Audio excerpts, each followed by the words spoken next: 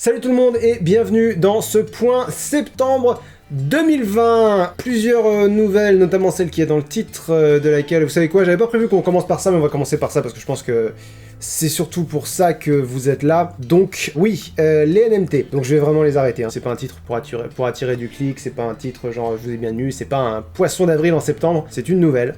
Depuis le NMT sur Aznavour, je me demandais si j'allais les continuer.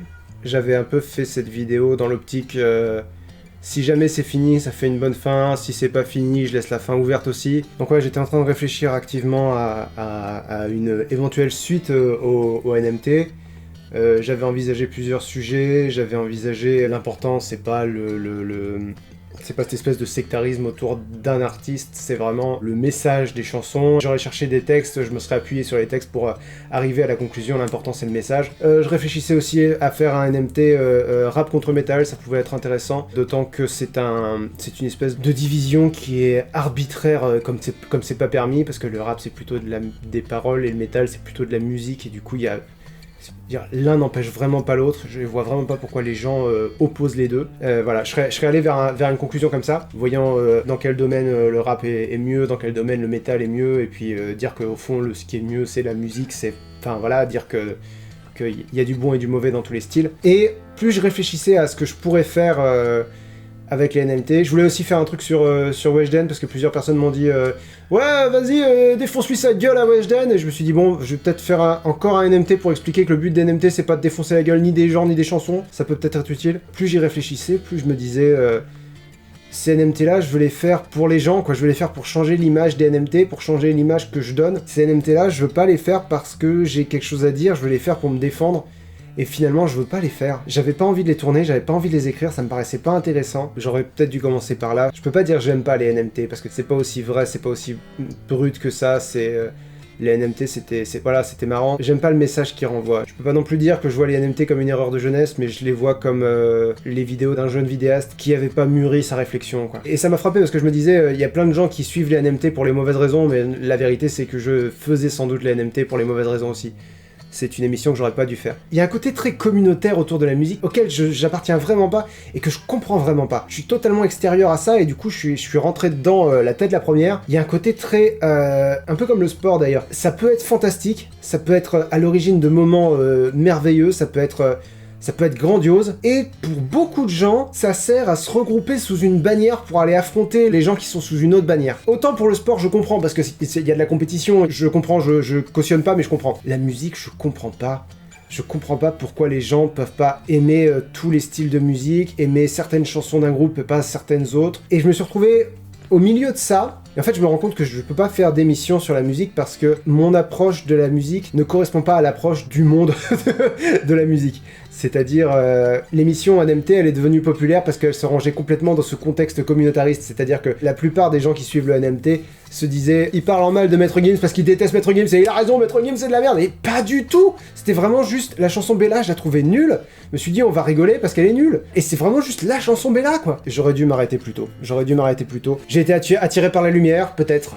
Je sais pas. Mais voilà. Les NMT m'ont donné une image à laquelle je corresponds sans doute en partie. L'image de quelqu'un d'élitiste, l'image de quelqu'un qui ne supporte pas la médiocrité, qui ne supporte pas les musiques simples, qui ne supporte pas...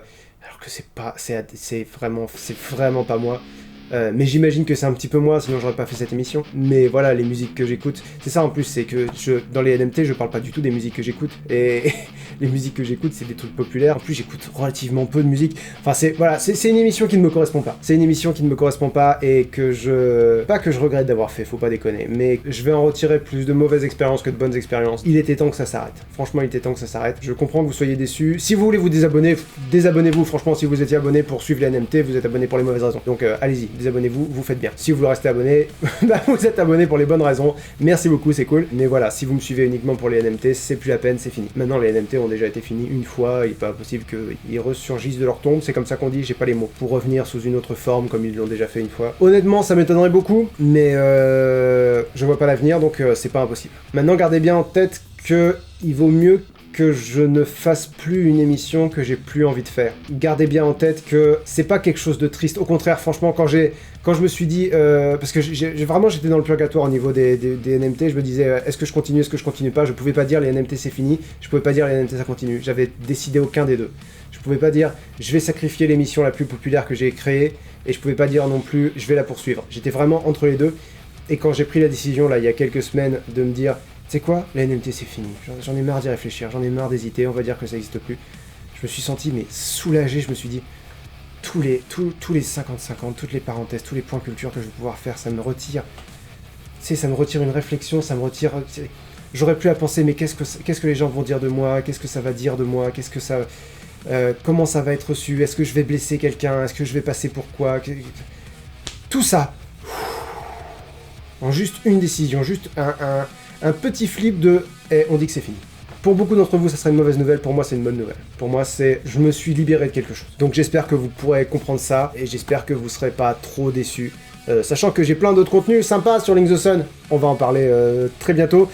Deux petits sujets avant ça. D'abord, concernant la fameuse cloche de l'abonnement. Alors si j'en crois, ce qu'on m'a rapporté que Bruce d'y penser avait dit, le principe de la cloche, parce que j'ai vu plusieurs gens se plaindre qu'ils n'avaient pas reçu la notification pour le 50-50 de Cusco, malgré avoir activé la cloche. Apparemment, YouTube envoie une quantité limitée de notifications par jour. Donc si vous êtes abonné avec la cloche activée à trop de chaînes, vous recevrez pas toutes les notifications. Donc mon conseil, ce serait d'activer la cloche pour les chaînes qui diffusent peu de vidéos. Je ne sais pas du tout qu'est-ce qui existe comme chaîne en ce moment, mais j'imagine que Bruce doit pas avoir beaucoup augmenté son ratio de sortie, donc j'imagine que pour son genre de chaîne, ça doit être bien d'activer la cloche. Pour le joueur du grenier par exemple aussi, pour Link the Sun aussi, mais par exemple pour des chaînes comme Link's Off, je sors 1 à 2 vidéos par semaine, je suis pas sûr que ça vaille le coup. À moins que vous soyez vraiment dans le catch, parce que je sors beaucoup de vidéos qui parlent de ça, mais même si vous êtes beaucoup dans le catch, a priori vous allez passer sur Link's Off, même sans les notifications, vous allez y passer régulièrement, donc est-ce que ça vaut le coup d'activer la cloche pour ça? À votre place, j'activerai les notifications que pour les chaînes qui sortent du contenu irrégulier et espacé dans le temps. Moi du coup je suis resté abonné, mais j'ai désactivé la cloche de pas mal de chaînes que je suis, enfin pas mal de chaînes que je suis, il y en a 2 que je suis régulièrement, c'est WrestleTalk et Cultaholic. J'ai enlevé les notifications parce que de toute façon je passe sur leur chaîne pratiquement tous les soirs, pour voir ce qu'ils ont pensé des shows de la WWE. Donc voilà, ça c'était mon petit conseil, pour que vous sachiez à peu près comment ça marche. Ensuite, je me fais un petit plug, très mauvais choix de mots, je vais vous parler, est-ce qu'il y en a parmi vous qui joue effectivement à Raid Shadow Legends? Cette vidéo n'est pas sponsorisée. C'est-à-dire que tout le monde a entendu parler de Raid Shadow Legends, mais est-ce qu'il y en a parmi vous qui y jouent effectivement? Si jamais vous y jouez, n'hésitez pas à rejoindre mon clan. J'ai pas du tout prévu comment j'allais parler de ça, mais globalement il y a une division, on va dire ça comme ça, dans Raid Shadow Legends où on doit s'organiser en clan et où du coup il faut attirer des gens, et je me dis c'est con quand même d'avoir là sur Link's Off 150 000 personnes qui vont potentiellement regarder ma vidéo et ne pas profiter de ça pour essayer de remplumer un peu mon clan Raid. Donc rejoignez le Clamby. J'avais pas prévu que j'allais en parler un jour, ça ressemble à Flamby, c'est pour ça c'est drôle, c'est L-A-M-B-Y. Voilà, si jamais vous avez envie de m'aider à vaincre le boss de clan sur Raid Shadow Legends, je vous rappelle que cette vidéo n'est pas sponsorisée, je ne vous en parle pas parce que je suis payé, je vous en parle parce que j'en ai plein le cul de ce boss de clan et j'ai envie de lui défoncer son... Voilà, donc si jamais vous y jouez, rejoignez-moi. Le Clamby. On va passer à des sujets plus sympas et moins jeux vidéo. J'ai noté dans mon ordre du jour, pensez à leur dire qu'il n'y a pas de souci pour l'avenir des parenthèses et des points culture. Voilà, les NMT c'est fini, mais il y aura toujours des parenthèses et j'ai plusieurs idées de sujets pour les parenthèses. Il y aura d'autres points culture et j'ai plusieurs idées de sujets pour les points culture. Et il y aura même peut-être plus de 50-50, d'autant que j'ai envie de parler cinéma en ce moment, donc c'est un domaine dans lequel je m'y connais mieux. Et c'est marrant parce que ça c'est un art dans lequel il n'y a pas vraiment de sectarisme. Il n'y a pas oh, tu regardes des films d'action, t'es vraiment une daube. Il y a un élitisme du cinéma, ça c'est évident, mais il n'y a pas de guerre, si vous voulez, il n'y a pas de guerre entre les amateurs de films d'horreur et les amateurs de films romantiques, ça n'existe pas, à ma connaissance. Oh, je suis peut-être pas au bout de mes surprises, hein. Donc il y aura peut-être plus de 50-50, maintenant il faut que je vous dise, parce que vous n'allez peut-être pas regarder le commentaire sur le dernier 50-50 sur Cusco, je ne me base plus sur les propositions pour choisir les films dont je vais parler. Donc vous pouvez me faire des suggestions, évidemment, je les lis et ça peut me donner des idées de films, ça peut me donner des idées pour aller regarder les films, ça peut me faire me dire ah ouais, ce film-là, ça fait longtemps que je l'avais pas vu, peut-être je pourrais en parler. Mais je vais pas prendre les propositions qui reviennent le plus souvent. Ça sert plus à rien d'utiliser le hashtag d'ailleurs, parce qu'il y a plein de gens qui le font encore. J'ai jamais pensé à vous dire d'arrêter de le faire, c'est totalement ma faute. Totalement ma faute, c'est mieux si on articule. Je vais plus me baser sur vos propositions. Je vais les lire, je vais peut-être les prendre en compte dépendant les propositions que c'est, mais je me baserai plus dessus. Autre sujet, j'ai pris la décision de ne pas sortir de vidéo en septembre sur Link the Sun, parce que j'ai besoin de respirer un peu. Pour être tout à fait honnête, il y a eu beaucoup de contenu là récemment sur Linksoft et sur Link the Sun, et j'ai vraiment l'impression de passer mon temps à travailler en ce moment. Donc je vais prendre du temps pour passer du temps avec mes proches, pour lire, pour regarder des films, pour m'aérer la tête. Parce que ça fait un moment que j'ai pas pris ce temps-là et c'est important. J'aime beaucoup mon métier, mais il y a un moment, faut décrocher un peu. Parce que moi, je m'offre pas de week-end, je m'offre pas de vacances, donc là, ça va être quelques jours de vacances, pendant lesquels je me connais, je vais quand même réfléchir à la vidéo que je vais faire en octobre, probablement à 50-50, mais vous en saurez plus, du coup à 50-50 sur un film d'horreur, mais vous en saurez plus bientôt. Et enfin, dans les annonces que j'ai à vous faire dans ce point septembre, on est en train de réfléchir à un projet relativement gros avec David et Jérémy pour l'automne-hiver 2021, qu'on tournerait en été 2021. Je vais pas vous donner trop de détails parce que, comme toujours, il y a toujours le spectre que ça ne se fasse pas, d'autant que David et Jérémy n'ont pas des emplois du temps aussi malléables qu'il y a quelques années. Mais si jamais, c'est dans les cartons.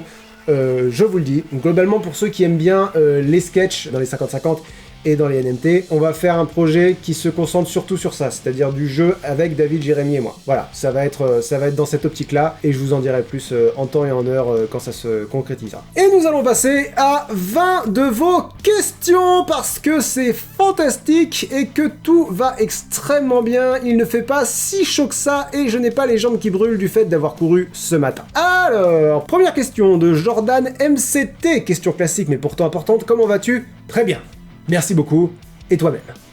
Tu me répondras dans les commentaires, Jordan. Question numéro 2 de Camille Rochereau. Est-ce que tu penses rester sur des coins lecture mensuels?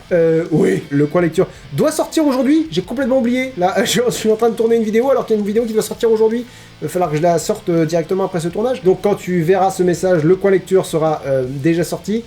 Exceptionnellement, il y a eu une pause pendant un mois sur les coins lecture parce que c'était l'été et que Jérémy était à Brest. Du coup, j'ai préféré privilégier passer mon temps libre à jouer à des jeux de société avec lui, à jouer à des jeux vidéo, à tourner le 50-50, à parler de ce fameux projet qu'on a. Mais à partir de ce mois-ci, on va revenir sur des coins lecture mensuels, effectivement. Question numéro 3 de Timothée Malcolm. Bonjour Lynx, bonjour Timothée. Désolé du coup de régulièrement utiliser ton prénom pour signifier le petit enfonçage du premier rang de la classe.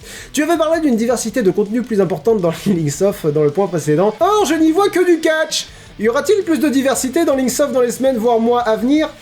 Je comprends ce que tu penses, surtout si tu te désintéresses totalement du catch, ça a pu paraître un peu abondant ces dernières semaines. En fait, ce qui s'est passé, c'est que une fois par mois, il y a des gros shows que j'appelle des PPV, c'est-à-dire des pay-per-view, qui sont des nœuds dans les différentes histoires de catch. À la WWE, ils en font généralement un par mois, et à AEW, qui est l'autre fédération que je couvre, ils font ça à peu près une fois par trimestre. Ils en font 5 par an, je crois, à peu près. Et là, il s'est avéré qu'on en a eu 3 sur 3 semaines.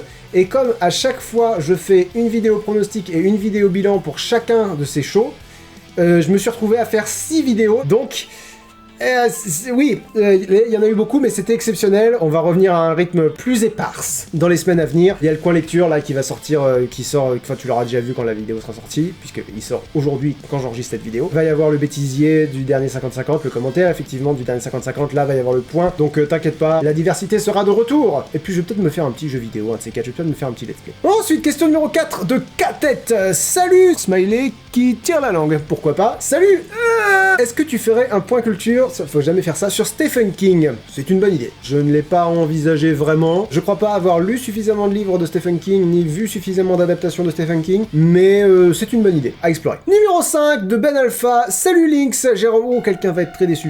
J'ai remarqué à ta dernière vidéo que tu avais un pop de Fluttershy de la série My Little Pony. Est-ce que tu as regardé la série? Et si oui, te sens-tu un brownie? Cette Funko Pop appartient à ma femme. J'ai regardé la première saison de My Little Pony et je ne vois vraiment pas l'intérêt. Je comprends absolument pas. Espèce d'engouement geek qu'il y a eu. Voilà, l'espèce d'engouement geek qu'il y a eu pour cette série. Ça m'échappe complètement. Mais toujours pareil, si ça vous plaît, et c'est bien, je préférerais être à votre place.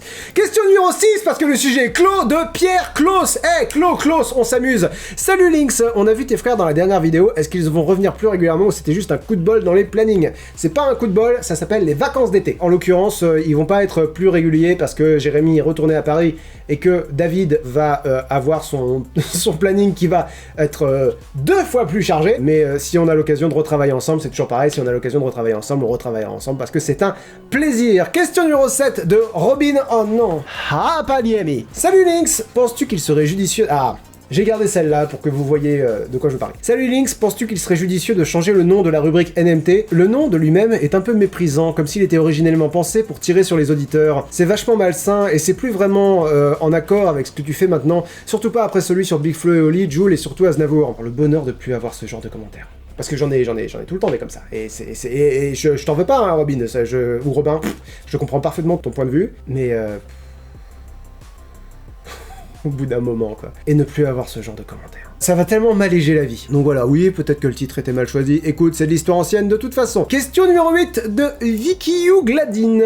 Préfères-tu faire des vidéos plus travaillées, qui durent plus longtemps, type point culture, ou des vidéos plus simples, type let's play, coin lecture? La question se pose pas en ces termes, c'est vraiment 2 exercices très différents, mais clairement, les vidéos que je préfère faire, ce sont mes vidéos où je parle de catch et les coins lecture et les parenthèses. Dans l'ordre... Ah, les parenthèses et les coins lecture, c'est pas évident. Après, les vidéos qui parlent de catch. Mais je crois que je préfère les coins lecture. Je dirais coins lecture, parenthèses et voilà. Let's play, j'avoue, c'est pas trop mon truc. J'aime bien, je trouve ça rigolo, mais c'est pas mon gros délire, quoi. Je pourrais pas passer ma vie à faire du let's play. Que passer ma vie à faire des parenthèses et des coins lecture sans aucun problème. Passer ma vie à parler de catch sans aucun problème. Mais elles sont plus simples à faire et je trouve qu'il y a une meilleure résonance avec ce que je suis, si tu veux. Il y a moins d'artifices que dans le point culture où je vais faire des recherches, où il faut que je sois précis sur ce que je dis, où il y a plus de contraintes. Il y a pas besoin de contraintes quand tu racontes ce que t'as ressenti à la lecture d'un livre. Sauf quand tu te plantes sur la date de parution du livre. Il y a quelques fois où je me plante, mais globalement, ça reste quand même relativement rare. J'espère que j'ai répondu à ta question. Numéro 9 de Maxence Payot. Salut Lynx, j'avais une question. Est-ce qu'il y aura le retour d'un calendrier spécial Noël?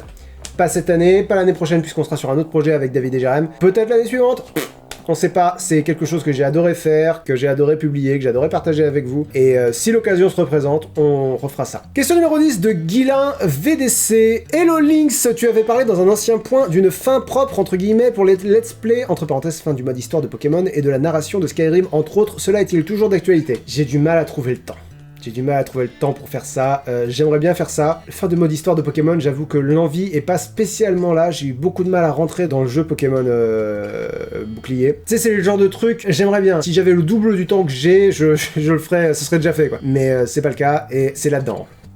C'est là-dedans, faut que je trouve le temps, je cherche pas activement le temps, je vais pas sacrifier du temps de divertissement ou du temps de repos pour faire ça, si tu vois ce que je veux dire, mais c'est toujours d'actualité, voilà, pour répondre rapidement à ta question. Question numéro 11 de Yo Boubou. Le NMT sur Aznavour et le 50-50 sur Cusco prouvent que tu peux continuer les NMT, alors comptes-tu les reprendre ou est-ce que tu continues d'avoir un blocage sur cette émission? Oui, parce que j'ai pas parlé de ça, beaucoup de gens s'imaginent que je faisais plus les NMT parce que j'avais un blocage vis-à-vis de la difficulté que ça représentait de tourner, ou pire, il y a des gens qui considéraient que c'était un problème de droit, que c'était à cause des droit que je faisais plus de NMT, et c'est marrant parce qu'il y avait une espèce de consensus que tout le monde pensait ça, tout le monde disait non mais il peut plus faire les NMT à cause des droits. Ça a jamais posé problème. Je veux dire, il y a certains NMT qui ont été démonétisés à cause des droits. S'ils sont juste démonétisés, je vous les laisse. De toute façon, bah, tant pis, hein, voilà, ils sont démonétisés, ils sont démonétisés. S'ils sont bloqués et que vous pouvez plus les regarder, je trouve un moyen de les réuploader. Je sais qu'il y a 2 NMT qui sont bloqués, je vais me débrouiller pour essayer de trouver un moyen de les réuploader. Maintenant, le NMT, sur le moment où ça a merdé, il y a beaucoup de chansons et du coup, il y a beaucoup de problèmes de droits, donc c'est compliqué de jongler avec tout ça. Mais oui, voilà, j'ai jamais eu vraiment de problème de blocage au niveau de ma capacité, comment dirais-je, technique à faire l'émission. Le 50-50, c'est une émission qui peut se faire tout seul, sans aucun problème. Je fais une lumière basique, elle sera pas super belle, mais elle sera suffisante. Je pose la caméra et voilà, je peux me débrouiller tout seul. C'est vraiment pas une question de blocage, voilà, c'est une question d'avoir envie, c'est une question de savoir quoi dire, c'est une question d'avoir envie de faire l'émission. Les 50-50, j'ai plus envie en ce moment de faire des 50-50 qu'autre chose. Et les NMT, bah, je vous ai dit ce qu'il en était en début de vidéo. Numéro 12 de Boris Casini, un point culture sur la science-fiction.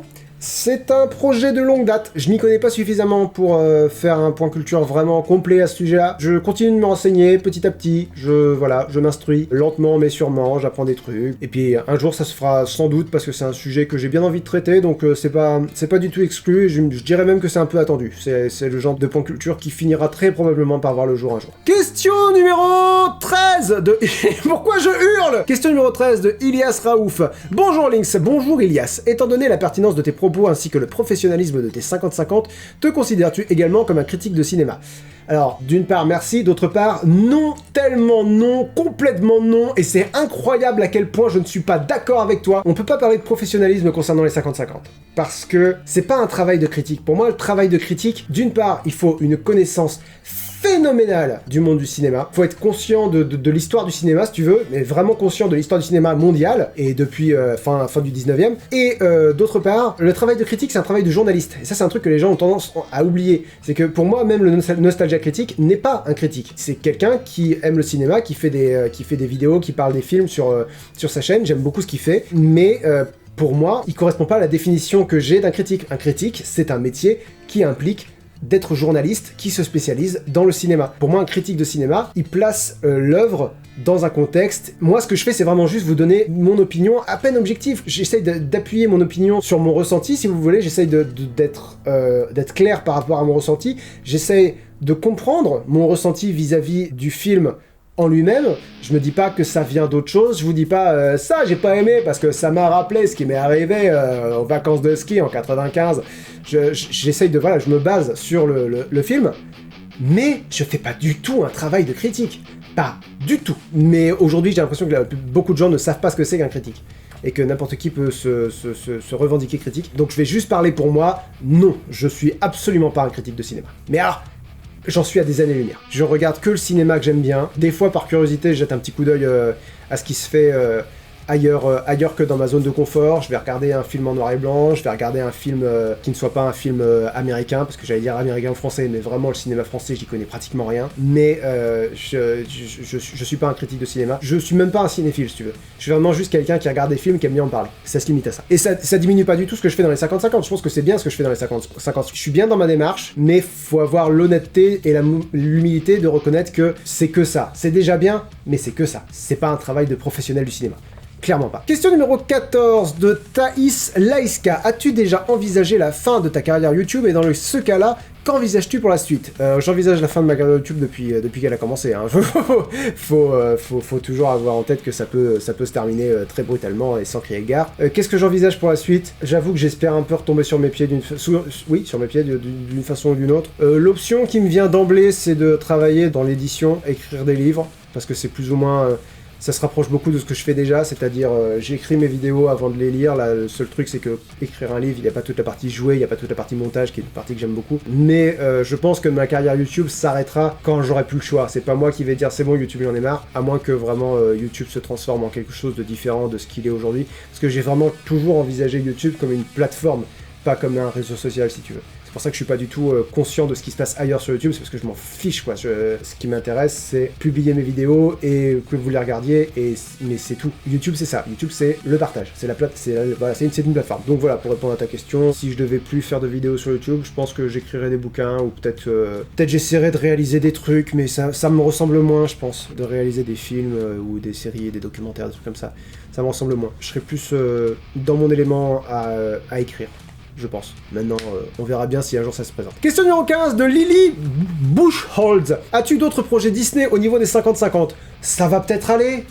Qu'est-ce que vous en pensez? J'ai sorti 6 50-50.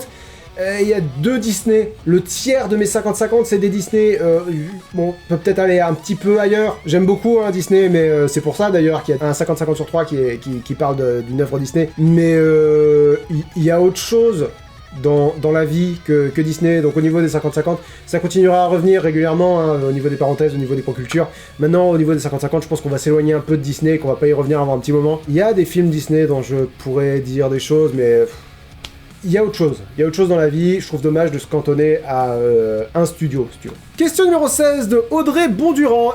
T'as eu une question aussi dans le commentaire du... Ah, j'en peux plus de moi. Coucou Lynx, bonjour. Question plus générale et revenu des profondeurs du passé, vas-tu reprendre un jour ton projet de web-série pour lequel tu avais lancé des auditions il y a des années? C'est vrai que j'avais fait ça, nom de Dieu. Ouais, j'ai un projet de web-série, je vais prendre des acteurs. C'est toujours prévu, c'est toujours là-dedans, toujours. Le truc, c'est que c'est une web-série que je veux réaliser et je veux qu'elle soit au maximum de ce que je peux faire. Je veux qu'elle soit aussi bonne que ce que je peux faire, au maximum de mes capacités en tant que réalisateur de série. Pour l'instant, je suis pas du tout au maximum de mes capacités de réalisateur, j'en suis très loin. Et du coup, plutôt que d'essayer de me forcer à écrire cette série, je me suis dit, écoute, prends le temps d'apprendre. C'est entre autres pour ça que le projet de l'année prochaine avec David et Jérém va me servir. C'est déjà, pour moi, voir si j'arrive à tenir un tournage de relativement longue haleine. Si j'arrive à tourner pendant plusieurs jours, plusieurs semaines. Si j'y arrive pas, ça sert à rien de continuer d'envisager une web-série, ou alors faudra l'organiser différemment. Tu vois, les auditions, c'était beaucoup trop tôt. Elle est même pas écrite encore, la web-série. Je veux vraiment être au point sur ce que je veux en faire avant de commencer à me lancer vraiment dessus. J'ai toujours envie de la faire, elle est toujours prévue, je vous tiendrai au courant. De toute façon, je vous tiendrai au courant. C'est un projet qui me tient vraiment à cœur. Donc c'est toujours prévu et vous saurez où ça en est, vous inquiétez pas. Mais oui, les auditions, c'est n'importe quoi. Question numéro 17 de Romain Payne Herluison. Tu ne ressens pas de lassitude ou de difficulté? C'est vraiment une question que... Je finis ta question. Tu ne ressens pas de lassitude ou de difficulté? Veux-tu te tourner vers un autre métier, entre guillemets, comme streamer, etc. Tu veux te tourner vers un autre métier, si j'ose dire? Jamais. Streamer, jamais. J'ai pas envie d'avoir des horaires par jour où je dois être de bonne humeur, où je dois être communicatif avec vous, où il faut que j'ai des trucs à dire, il faut que j'ai des trucs à faire. J'ai pas envie de m'ajouter cette contrainte-là, ça m'emmerde. Et c'est marrant parce que tu ne ressens pas de lassitude ou de difficulté, c'est une question qu'on me pose depuis 8 ans, et ça revient régulièrement. C'est genre, tu te lasses pas un peu de ce que tu fais. Et je suis sûr que vous le pensez pas comme ça, je suis sûr que tu le penses pas comme ça, Romain, mais ça fait vraiment, vous lassez, et vous vous étonnez que ça me lasse pas, moi. Et non, je me ressens aucune lassitude. J'adore ce que je fais. En me libérant des NMT, j'ai retrouvé beaucoup de dynamisme pour tout ce qui est point culture, parenthèse et 50-50. Je me sens, voilà, et je me sens libre et je me sens productif. Et en plus, il y a tout ce qui est Linksoft, et j'adore tout ce que je fais sur Linksoft. J'ai eu une idée de vidéo, alors concernant le cache, désolé pour ceux qui aiment pas ça, mais j'ai eu une idée, là, tout à l'heure, alors que je courais sur mon tapis de course, de vidéos concernant le catch que je pourrais essayer de faire sur Linksoft. J'ai aucune lassitude, au contraire, et les difficultés, bah écoute, quand il y en a, on les surmonte. C'est comme ça que ça se passe quand on est... Chérie, c'est comme ça que ça se passe quand on est... Pugnace. Ma chérie connaît des mots. Question numéro 18 de Arnaud Boinard. Les heures de lecture pour le coin lecture gênent-elles parfois ton planning pour préparer d'autres émissions ou elles ont été parfaitement intégrées? C'est plutôt l'inverse qui se passe, c'est plutôt mon travail sur les autres vidéos qui ont tendance à gêner mon heure de lecture. C'est-à-dire que l'heure de lecture, c'est le truc que je sacrifie plus ou moins en premier quand il s'agit de travailler. Quand j'ai pas le temps, je sacrifie l'heure de lecture. Ça me fait pas plaisir parce que j'aime bien lire et j'aime bien proposer plusieurs livres dans les coins lecture. Vous proposez de la variété, tout ça machin, parce que j'ai eu plusieurs retours très sympas concernant des gens qui suivent d'autres youtubeurs qui parlent des livres qu'ils ont lus. Pareil, je vais pas parler de critique littéraire parce que c'est pas le cas. Et on m'a dit que globalement ça fait du bien d'avoir quelqu'un qui parle de livres différents parce que je sais pas du tout ce qui se passe ailleurs, je lis les livres que j'ai envie de lire et du coup je vous en parle. Et apparemment je rentre vachement dans le détail par rapport aux autres, je ne sais pas ce que les autres font, donc je ne peux pas vous dire si c'est vrai, mais c'est une remarque qu'on m'a souvent faite. Donc apparemment les coins lecture, même à l'échelle des autres vidéos lecture, elles sont pas mal. Il y a une rencontre qui s'est bien faite entre le coin lecture et leur public.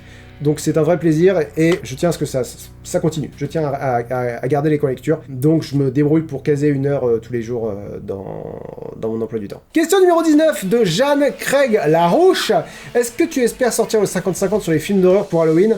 Alors à la base c'était pas prévu du tout. Quand j'ai dit le prochain 50-50 sera sur un film d'horreur, j'avais pas prévu, j'avais pas calculé que du coup si j'avais sorti une vidéo en septembre ça aurait été une parenthèse et que du coup en octobre ça aurait été une grosse vidéo. Normalement j'alterne, donc ça aurait fait parenthèse, point culture, parenthèse, 50-50, parenthèse, point culture, parenthèse, 50-50. Mais là, ça tombe trop bien. Donc je pense effectivement vous sortir le 50-50 sur un film d'horreur en octobre. Et comme je fais souvent, le dernier week-end d'octobre. Dites-moi que c'est le 31. Non, c'est le 25. Bon, bah je vous sortirai le... je vous le sortirai peut-être pour le 31. Ah, tu partagé. Je suis très partagé. Non, je vous sortirai le 25. Je vous sortirai le 25. Voilà, un peu de rigueur, crénon. Et enfin, question numéro 20 de Nicolas Lepers. Rien à voir? Rien à voir. Comment analyses-tu les films? As-tu une méthode ou autre chose? J'ai pas vraiment de méthode, c'est je regarde, j'écoute, j'interprète. C'est aussi simple que ça. Faut partir du principe quand tu cherches à analyser une scène de film que toutes les décisions ont été pensées. Toutes les décisions. Absolument toutes. Même si la réflexion, elle est minime. Genre par exemple, moi j'ai posé la caméra là, c'est un choix. Il y a une raison pour laquelle la caméra elle est pas là, ou elle est pas là, ou elle est pas... Pourquoi la caméra elle est pas au-dessus de mon écran, comme les plans que j'utilise pour les 50-50. Rien que sur ce plan-là, si tu veux, il y a des trucs à analyser, alors que c'est pas un plan de cinéma. Alors un plan de cinéma, il y a eu tout un travail de réflexion, il y a eu tout un travail de lumière, de musique, de jeu d'acteurs, de placement dans le cadre, de placement du cadre, de tempo, de rythme dans la composition de l'action. Donc c'est pas compliqué, tu regardes comment les plans s'agencent ou se répondent les uns avec les autres, et t'essayes de sortir quelque chose de pertinent de ça. Tu essayes de comprendre ce que le réalisateur, parce que le réalisateur est un artiste, et les artistes ils se servent d'un matériau, si j'ose dire, pour te transmettre quelque chose. Qu'est-ce que le réalisateur a utilisé pour te dire quoi? C'est ça, c'est uniquement ça. Le truc c'est vraiment remarquer ce que fait le réalisateur et interpréter pourquoi il le fait comme ça, qu'est-ce que ça dit du film, qu'est-ce que ça apporte. Tu peux surinterpréter, c'est tout à fait possible. D'une façon générale, t'auras plus tendance à sous-interpréter qu'à surinterpréter. Maintenant, faut faire attention à la surinterprétation, faut pas commencer à avoir des théories vraiment délirantes, mais généralement on n'en est pas là. Si tu veux pas analyser un film, kiffe ton film, et puis te prends pas la tête, franchement ça sert à rien. Mais si tu veux analyser, c'est ça. Trouver ce que l'auteur a délibérément choisi de faire et l'interpréter. Si j'ai une méthode, entre guillemets, c'est celle-là. Voilà, ça fait 1 heure de tournage. Merci à tous pour votre fidélité. C'est un autre tournage vraiment très long. Ça fait le 3e là en 2 jours. N'oubliez pas de laisser un commentaire pour réagir à ce que j'ai dit. Évidemment, si vous voulez parler des NMT, je peux pas vous en vouloir maintenant. Gardez toujours à l'esprit que c'est vraiment une bonne nouvelle pour moi, c'est vraiment quelque chose de positif pour moi. N'oubliez pas de mettre un pouce bleu si vous le sentez, si vous avez envie de me soutenir, si vous vous dites c'est pas grave que t'arrêtes les NMT, nous on t'aime, bah voilà, il y a une façon de me le signifier, c'est avec les commentaires et avec les pouces bleus. Quant à la cloche... Du coup, je sais pas si je vous invite à la mettre ou à pas la mettre, vous savez si vous la mettez ou pas. Écoutez, en tout cas, abonnez-vous si jamais vous avez envie de suivre le contenu de Linksoft, ça me fait plaisir, et activez la cloche si jamais vous avez vraiment envie de suivre tout ce que je fais sur Linksoft. Si vous activez pas la cloche, évidemment, je ne vous en voudrais pas. Activez la cloche sur Link the Sun, tiens, prenez le temps d'aller activer la cloche sur Link the Sun. Merci à tous pour votre fidélité, et à très bientôt pour la suite. Ciao tout le monde.